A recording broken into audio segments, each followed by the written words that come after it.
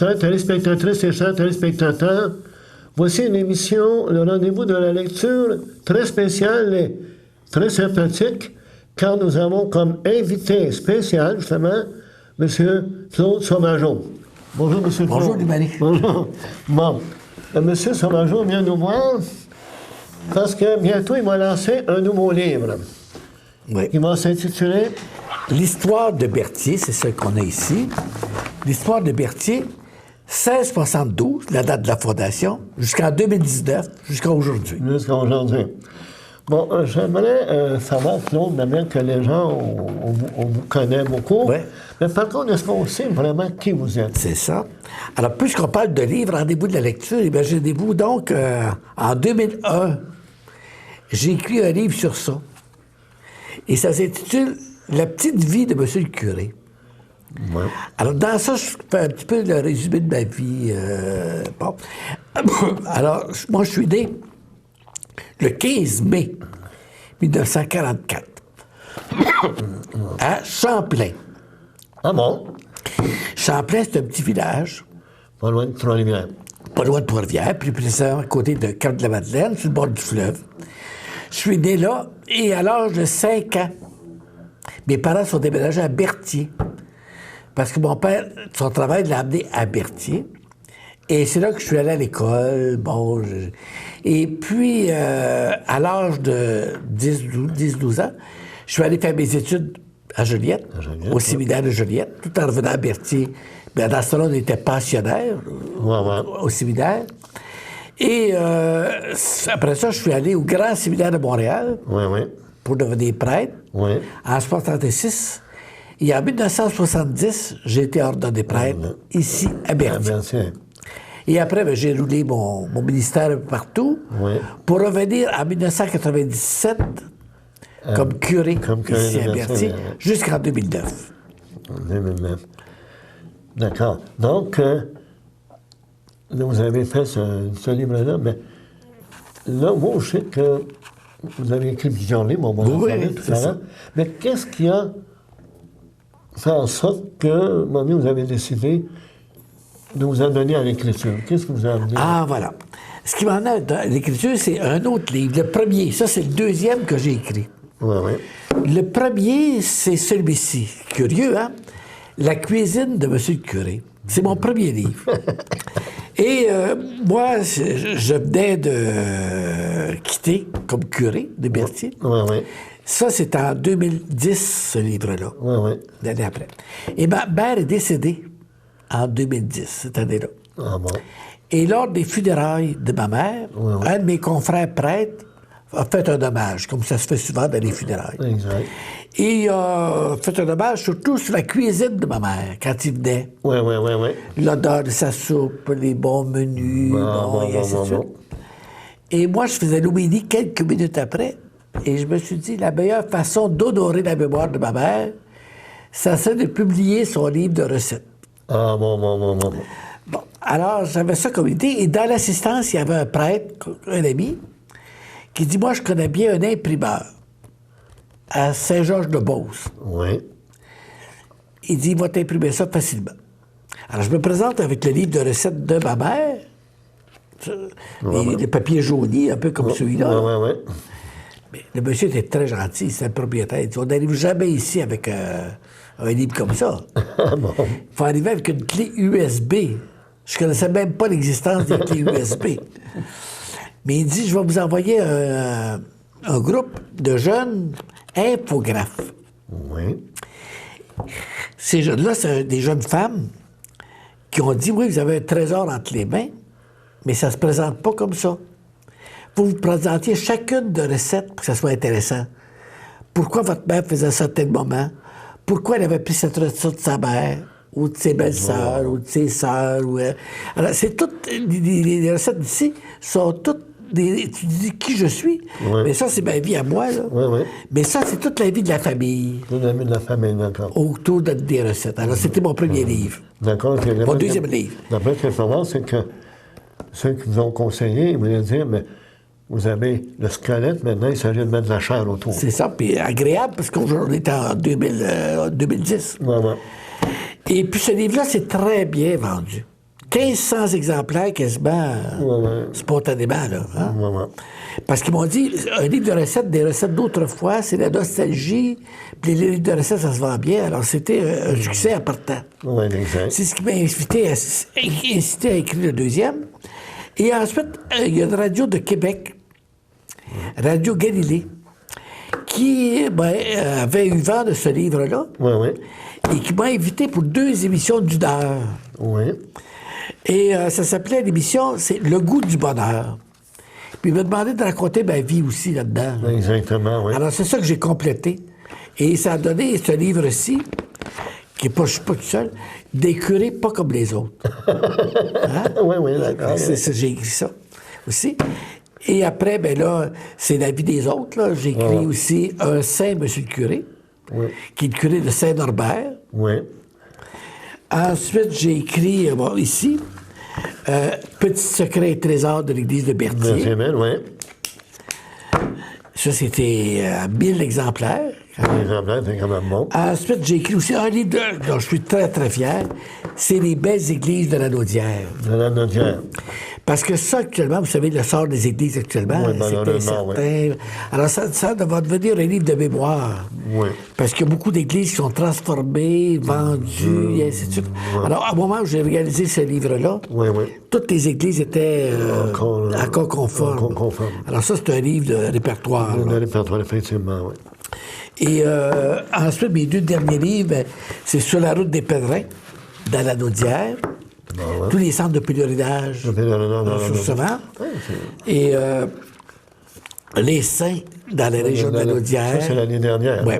Alors, c'est montrer le peuplement Ouais. de Berthier, mettons, jusque dans le nord. Jusque dans le nord, effectivement. Pourquoi on a choisi tel saint plutôt que tel autre?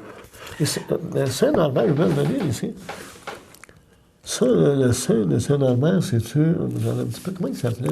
L'abbé Herbas-Lavallée. Herbas-Lavallée.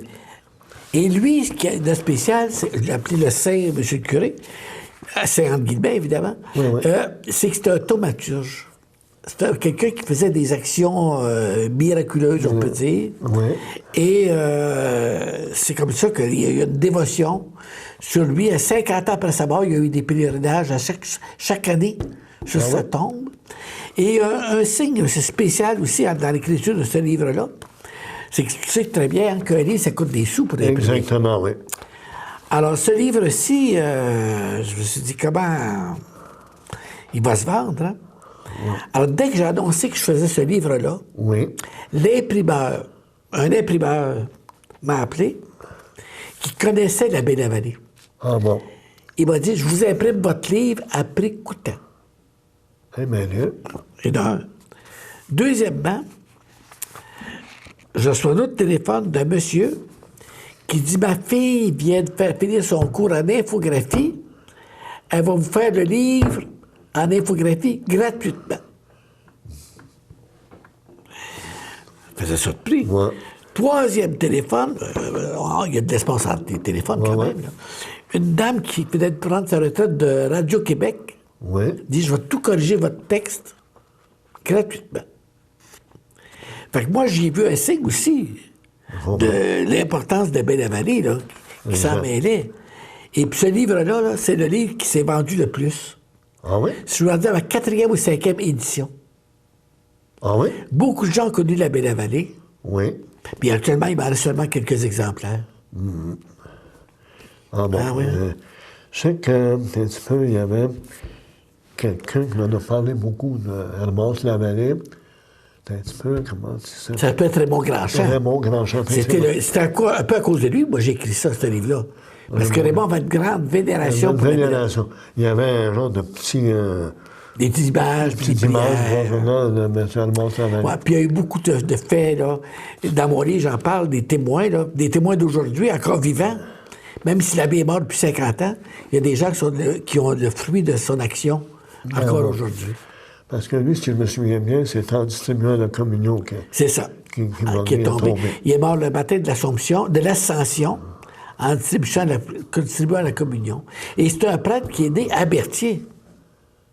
Il est né au coin des rues Gilles Villeneuve et Saint-Viateur, juste en face de la maternelle. Ah bon? Ouais. Donc, on apprend. Donc, on apprend là, les choses. Hein? Oui, oui, c'est intéressant ce livre-là aussi. Bon.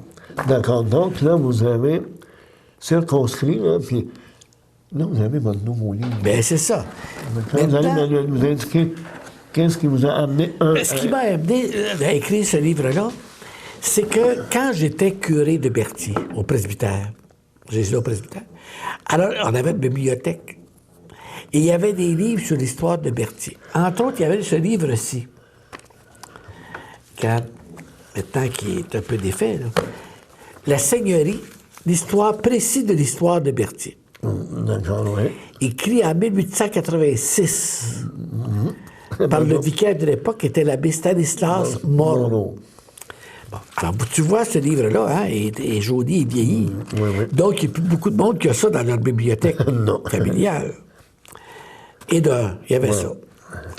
Il y avait aussi le livre de M. Arthur Kitson, qui est écrit en 1952 sur l'histoire de Berthier, des vieilles résidences. Lui, il parle surtout c'est sûr, à l'époque, il parle surtout des seigneuries, Effectivement. du régime seigneurial.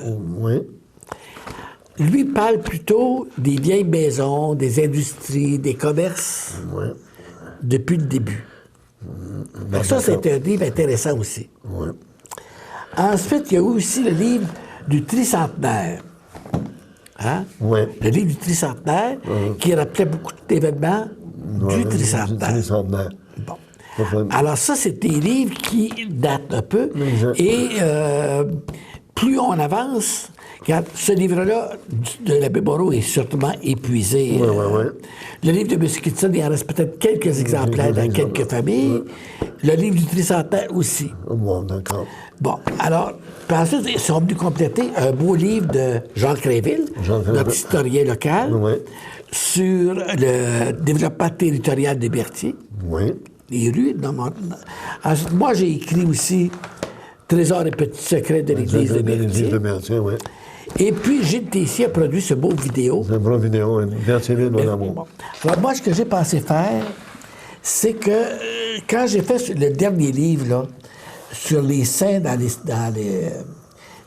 la Naudière, là, je me suis aperçu que la plupart des paroisses Ouais. avaient un livre d'histoire. Exactement. Oui. Que ce soit Saint-Cuthbert, Saint-Ignace, même Saint-Viateur, Ouais. la Dorée, la Valtrie, Saint-Barthélemy ont un livre. Ouais. Nous autres, parce qu'on est riches en histoire, on a un certain nombre de livres que je viens de vous montrer, Ouais. mais qui donnent toutes sortes d'aspects de la vie de Berthier. D'accord, oui. Alors moi, j'ai pas voulu réinventer l'histoire, là. Non. L'histoire est déjà écrite. Mais j'ai voulu la condenser dans un livre. Que les gens, pour aujourd'hui, 2019 et les années suivantes, puissent avoir un livre D'accord, oui. qui rassemble tout. Exact. Alors, ce que j'ai fait, moi, je l'ai adapté, mis à jour, Ouais. renouvelé, illustré aussi, Oui. pour faire le livre que ça donne aujourd'hui. Aujourd'hui, oui. Je sais que ça va être un livre en 6 chapitres. 6 chapitres. Le premier livre étant, je l'ai dans la carte d'invitation que je te remets, Marie, et j'invite tous les gens aussi à venir. Hein? Alors, dans ça, je le marque. Le premier chapitre va être la Seigneurie de Berthier et ses seigneurs. Oui. Alors, c'est sûr que c'est M. l'abbé Moreau Oui. qui est la source d'inspiration principale Bon, de ce d'accord. côté-là. Le deuxième chapitre, c'est le développement territorial de Berthier. Alors, c'est le régime municipal, c'est la division des rues, le nom des rues. Le nom des et rues. ainsi de suite. Alors, ça, c'est Jean Créville, C'est Jean Créville, oui. qui est la personne de référence Exact. pour ça.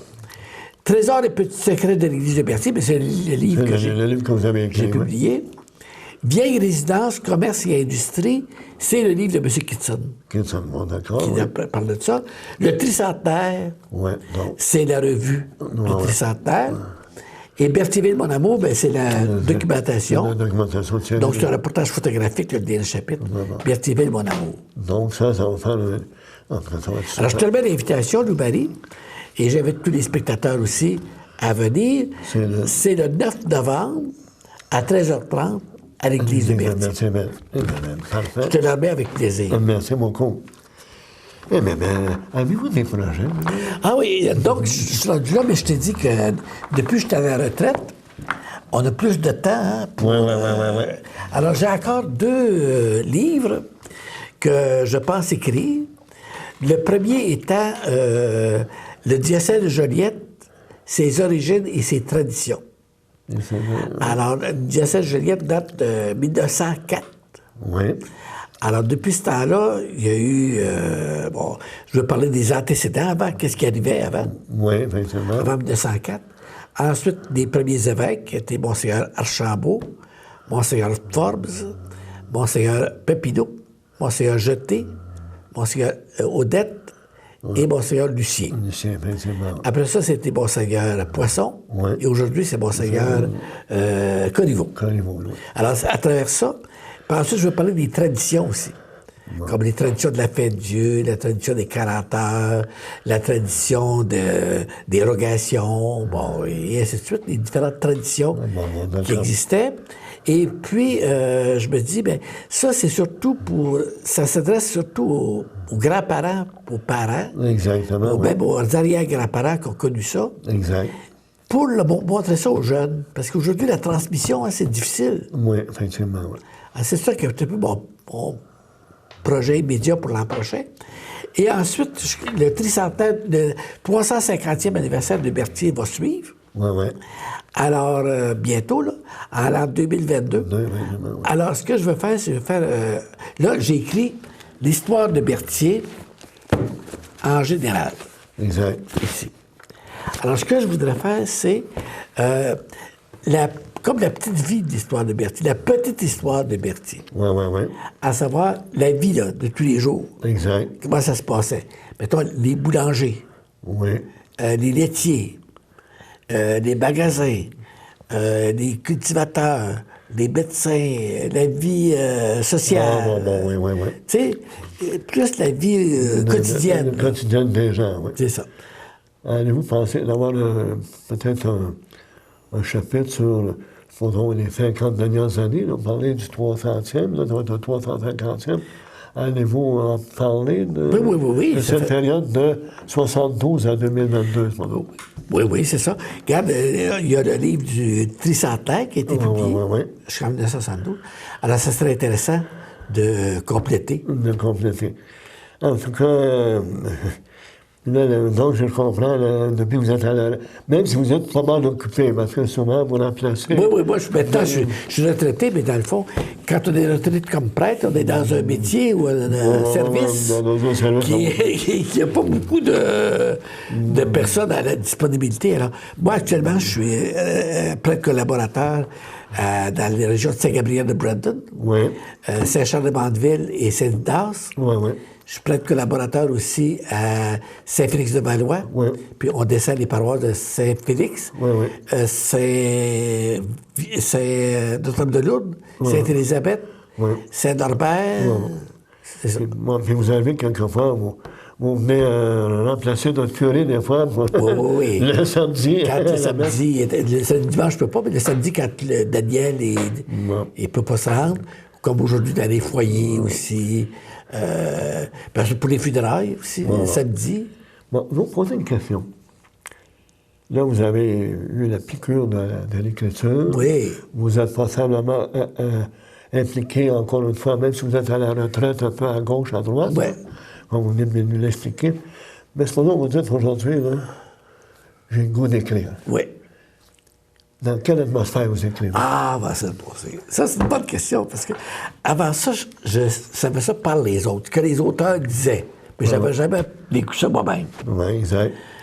Aujourd'hui, je peux dire, des fois, là, même si moi, c'est des livres d'histoire, c'est pas des livres de poésie, là. Non, d'accord. C'est des livres à base historique. Mais il arrive que tu as une intuition. Oui. Hein? Il y a un flash qui se passe dans l'esprit. Exactement, hein? Oui. Puis à n'importe quelle heure du jour, je dirais même de la nuit. Oui. Ah oui? Ah oui.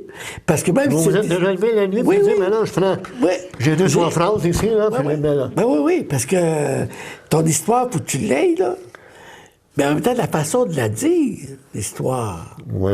Faut que tu fasses quand même des phrases. Exact. Faut que tu aies une idée pour la présenter. Exact. Ça se passe clair. Regarde, moi, j'ai fait... regarde, il y a des livres, là, que...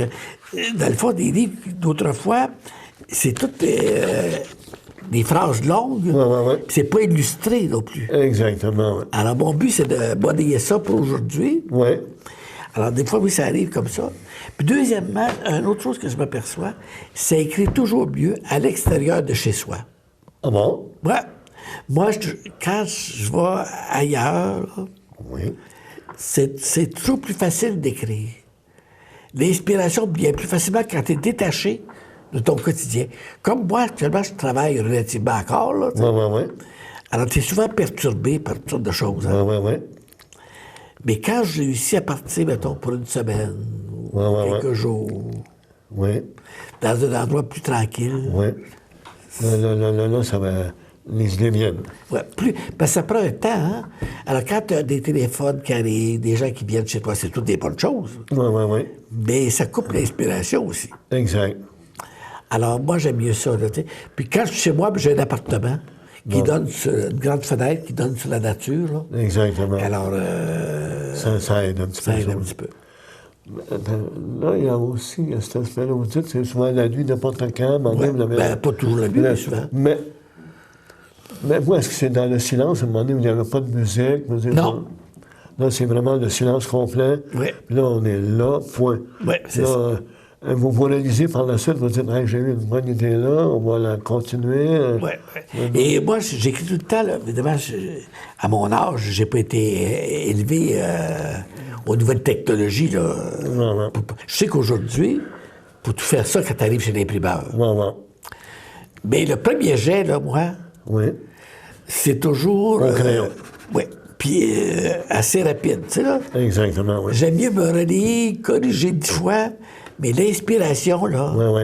elle sort... Oui, d'accord, oui. Parce que t'as beau avoir les faits historiques, là. Oui. Mais comme je t'ai dit, la façon de les présenter, ces faits-là historiques, puis la façon de les agencer, puis tout ça, puis les tourner... c'est pour ça que moi, j'écris là, spontanément. Ouais, bon. À brouillon. Un brouillon, bon, parfait. Et puis après, c'est pour ça que, dans le fond, mettons, ça te prend un certain nombre de mois à écrire. Mais après que moi, j'écris à compte d'auteur, Oui. hein, c'est moi qui s'organise avec tout. Exactement, oui. Alors là vient la phase plus difficile en ce qui me concerne. Oui, exactement, oui. Parce que là, il faut aller chez l'infographe, Oui. pour faire les photos, le texte, puis tout. Ensuite, toute la question de la relation avec l'imprimerie. L'imprimerie, effectivement. Des coûts. Ensuite, toute la question du marketing. Oui, pour le vendre. vous êtes à hauteur, à un moment donné, c'est à vous à vous occuper. C'est ça. Vous avez, supposons 1000 exemplaires de votre livre, mais à un moment donné, C'est ça. Il faut l'annoncer, puis il faut peut-être être présent à certaines occasions. C'est ça. La plus grande joie, moi, c'est quand j'ai fini, j'ai mis le point final, là. Ouais. Ça, c'est comme un travail de recherche que j'ai fait. Exact. Là, je suis content intérieurement. Mais là vient le travail plus fastidieux. Ouais. De les mises en marche, là. Ce qui est assez long, hein?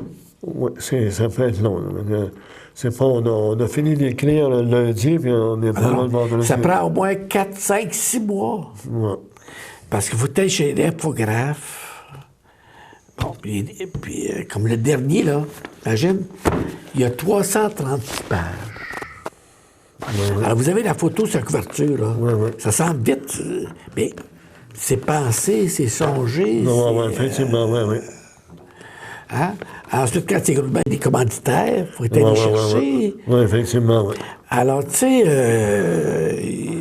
C'est c'est un gros travail, ça. Mais par contre, c'est compensé Oui, c'est là. par la joie mais de la recherche. Puis c'est compensé aussi, après ça, par la joie de savoir que des gens vont le lire. Et puis faire œuvre utile. Comme moi, mon livre de recettes, là, 1500 beaucoup de gens, ça fait 10 ans, Oui, beaucoup de gens me disent qu'ils s'en servent encore. oui. Le livre de la Belle-Vallée, On avait dit que c'était votre plus grand vendeur, là. les gens leur demandent encore.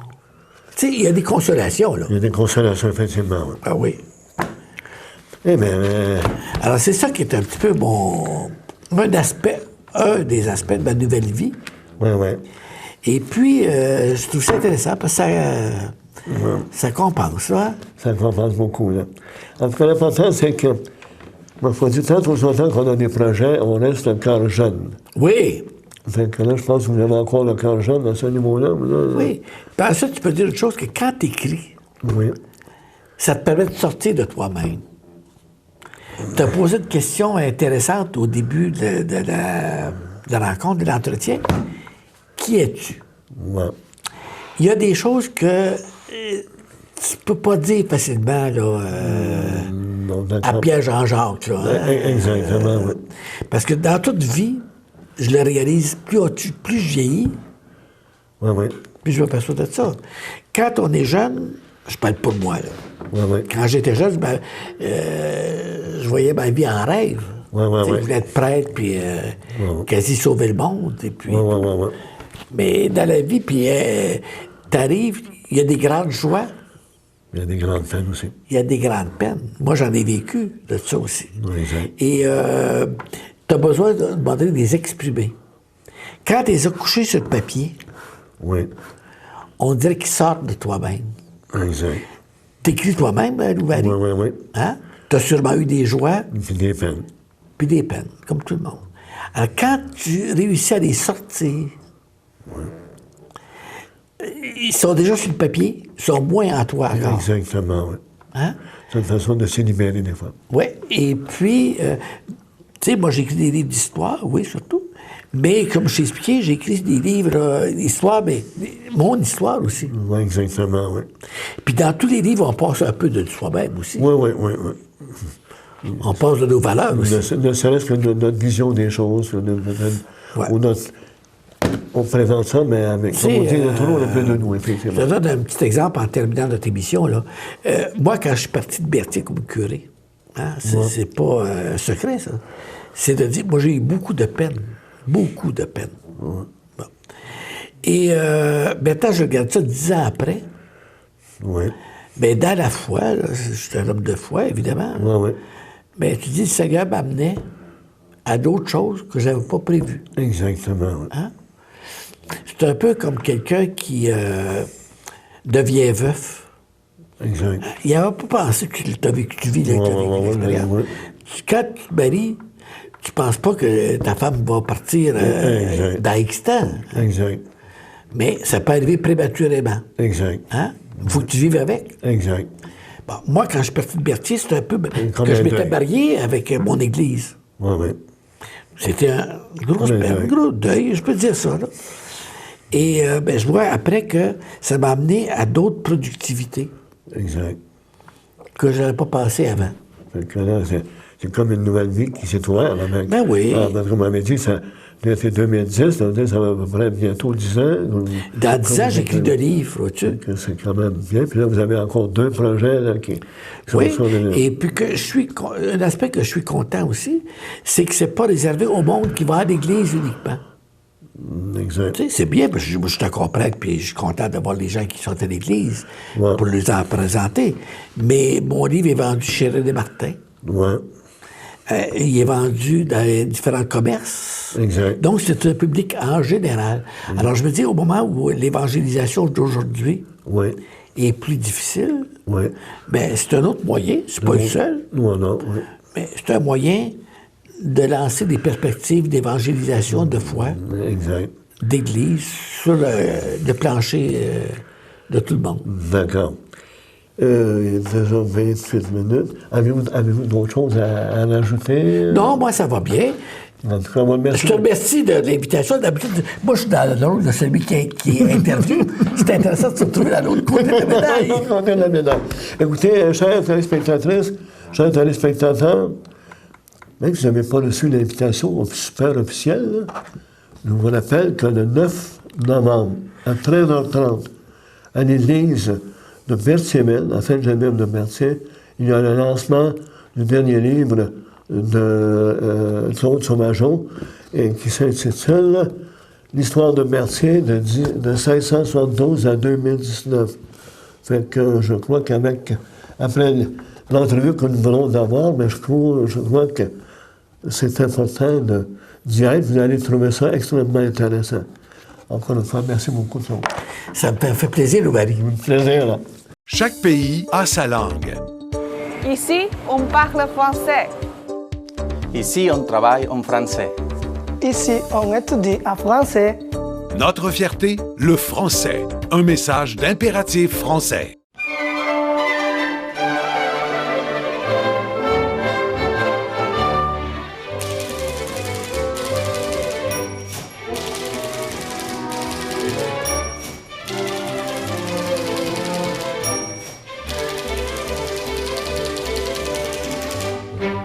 Bonjour, chers téléspectateurs et chères téléspectatrices.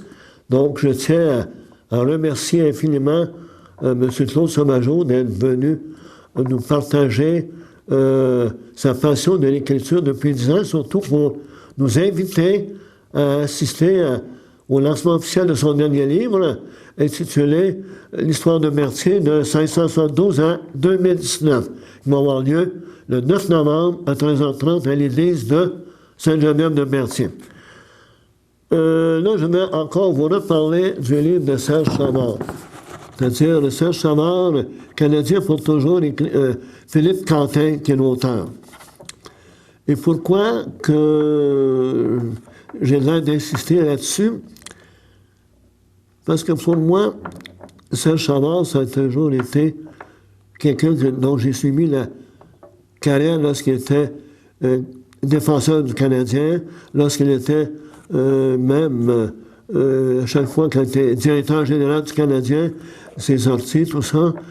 Et surtout, de 1949 à 1956, j'habitais Landrienne. Landrienne, c'est là où a grandi Serge Savard avec son frère Nathan et ses deux sœurs Brigitte et Marie-Blaise.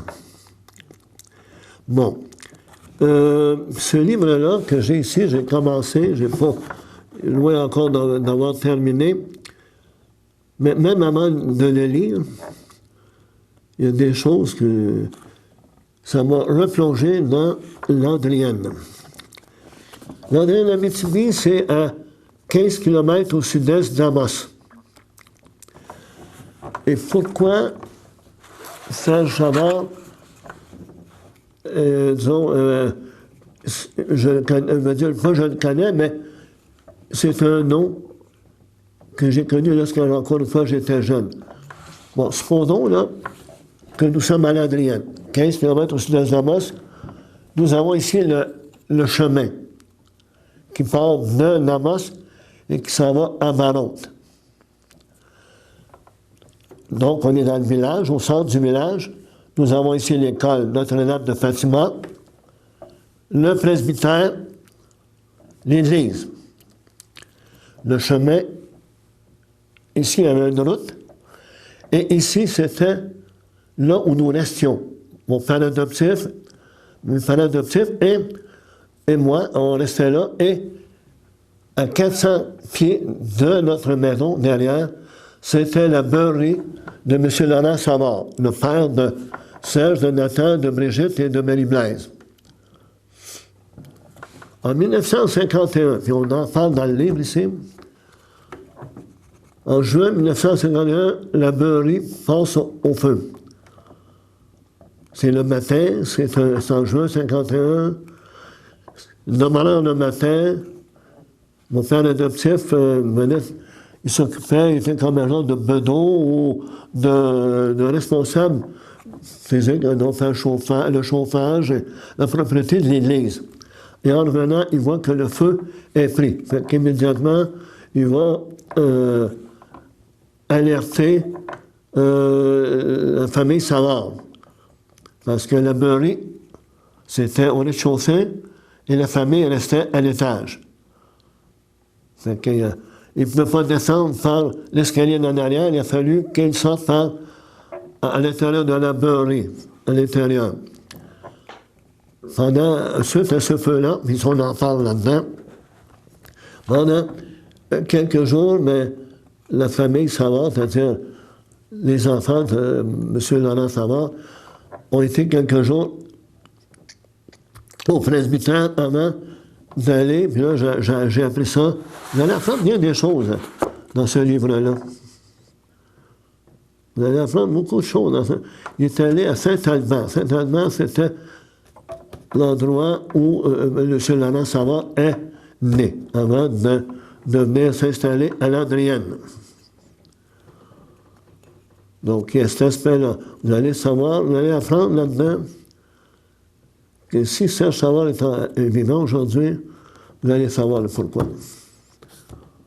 Parce qu'à un moment donné, je vais vous en donner un petit peu, à l'époque, les femmes ne devaient pas interrompre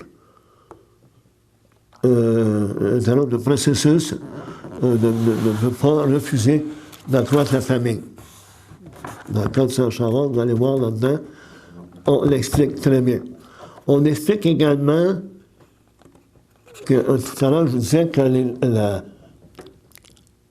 l'école était située ici. Il y a à peu près 400 pieds en diagonale derrière l'école, il y avait une patinoire. Et cette patinoire-là, les gens, les petits jeunes, comme Nathan, qui est né en 1944, Serge, lui, il est né en janvier 1946, mais dès l'âge de 6 ans, Serge avait des patins aux pieds. Donc déjà, ça... Puis à l'époque, il n'y avait pas de télévision, les gens syntonisaient la radio, puis là, il y avait des reportages sur les Jeux du Canadien contre d'autres équipes. Et déjà, pour Serge, ça enflammait son imagination. Serge aussi, ce que je me rappelle de lui, puisque je constate au fur et à mesure que j'ai suivi sa carrière, c'est le digne fils de son père. Parce que M. Laurent Savard, son père, était en avance sur son temps. Pour lui, pour M. Savard, puis on en parle là-dedans, dans ce livre-là, l'éducation, que ce soit garçon ou fille, il fallait que ses enfants finissent leurs études, aillent au plus haut dans leurs études. Ainsi, bien entendu, eh bien, Brigitte Savard est devenue enseignante. Puis Marie-Blaise, je crois qu'elle avait été enseignante pendant un certain temps. Marie-Blaise, je la connais moins. Donc, pour lui, M. Laurent Savard, qui a été maire de Landrienne pendant plusieurs années, bon, vous allez voir le nombre d'années, il a été maire de Landrienne, il a été préfet de comté, puis s'est beaucoup impliqué au niveau scolaire.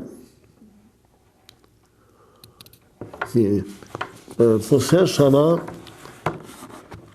il a hérité de son père de la détermination, mais d'une façon sereine et calme. Vous l'avez sûrement vu, Serge Savard, à l'émission Tout le monde en parle, et vous avez déjà une idée de qui est Serge Savard. Serge Savard, au niveau de sport-études. Tu sais, il y avait des programmes sport-études, mais lui, il s'est beaucoup impliqué. Il s'est impliqué à l'université, surtout auprès de l'université de Sherbrooke. Il a mis sur pied une ligue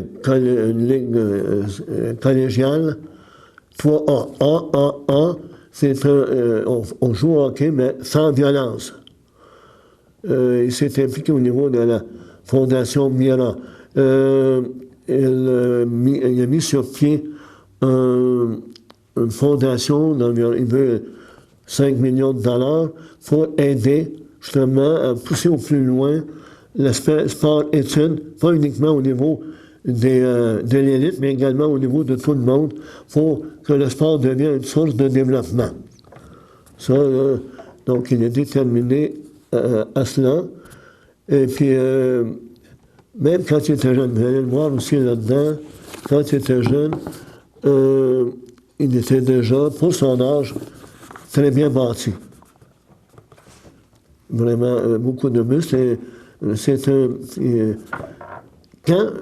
pourquoi, comme je vous en parle aussi, c'est parce qu'en 2018, Landrienne fêtait ses 100 ans d'existence. Et j'ai un cousin, il s'appelle Roland Aimé, qui a assisté à la fête soulignant les 100 ans de Landrienne. Et là, il a rencontré Nathan et Serge Savard. Nathan lui a dit, écoute, est-ce que tu es toujours en relation avec ton cousin Louis-Marie Kempton? Mon cousin a dit oui. Fait que mon cousin m'a rappelé. Il m'a dit, bon, voici l'adresse, le numéro de téléphone de Nathan Savard. Fait que, sachant que le livre devait paraître le 9 octobre, j'ai voulu que Serge vienne parler de son livre, mais c'est évident que, occupé comme il est, c'est assez difficile. Mais dites-moi une chose, 33 ans de sa vie pour le Canadien de Montréal. C'est tout un contrat formidable qu'il a bien relevé. Donc, quand on parle de Serge Savard, si on veut en connaître davantage, c'est un homme à la fois très humain, très sportif, très dévoué pour la cause. C'est Serge Savard, le Canadien pour toujours. Fait que, encore une fois, je m'excuse si je finis un peu de votre temps, là, mais pour moi, ça interpelle beaucoup de souvenirs positifs. Fait que, si jamais, le Serge Savard, si le Canadien de Montréal, si vous êtes amateur de hockey, fait que je vous suggère ce livre-là. Serge Savard, Canadien jusqu'au bout, Philippe Quentin. Fait que ça, c'est aux éditions KO. Fait que là, moi, encore une fois, je termine en remerciant CTRB d'avoir permis cette émission spéciale. Je remercie Michael Chevret, le technicien, et je vous remercie d'être toujours présent à CTRB et notamment à l'émission Le Rendez-vous de la lecture, même s'il s'agit d'une émission spéciale. Et bien entendu, je remercie Claude Sauvageau d'avoir d'être notre invité spécial pour cette émission. Merci beaucoup et à la prochaine.